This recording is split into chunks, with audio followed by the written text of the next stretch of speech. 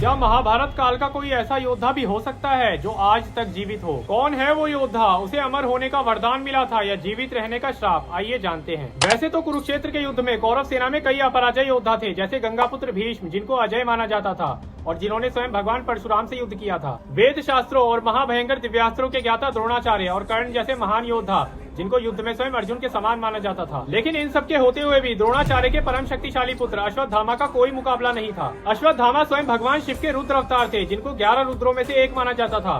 द्रोणाचार्य की कठिन तपस्या से प्रसन्न होकर भगवान शिव ने उनको ये पुत्र वरदान के रूप में दिया था। ये सिर्फ रुद्र में ही नहीं बल्कि 7 चिरंजीवियों में भी आते हैं, जिनको हराना असंभव था। ये ब्रह्मास्त्र, नारायणास्त्र, वैव्यास्त्र, अग्नियास्त्र और इंद्रास्त्र जैसे परम घातक अस्त्रों का ज्ञान भी रखते थे। ये शस्त्र विद्या में कर्ण के समान, युद्ध लड़ने में इंद्र के समान, बुद्धि में बृहस्पति देव के समान, तेज में कार्तिवेद के समान, धैर्य में पर्वत के समान, गति में वायु के समान और क्रोध में स्वयं महाकाल के समान थे। युद्ध के समय जब उन्होंने अपना रुद्र अवतार धारण किया और पांडवों से अपने पिता की हत्या का बदला लेने के लिए उन पर नारायणास्त्र चलाया, तो श्री कृष्ण के कहने पर पूरी पांडव सेना को उनके सामने घुटने टेकने पड़े। इनके नारायण अस्त्र के प्रभाव से उस दिन पांडवों की लगभग आधी सेना खत्म हो गई थी।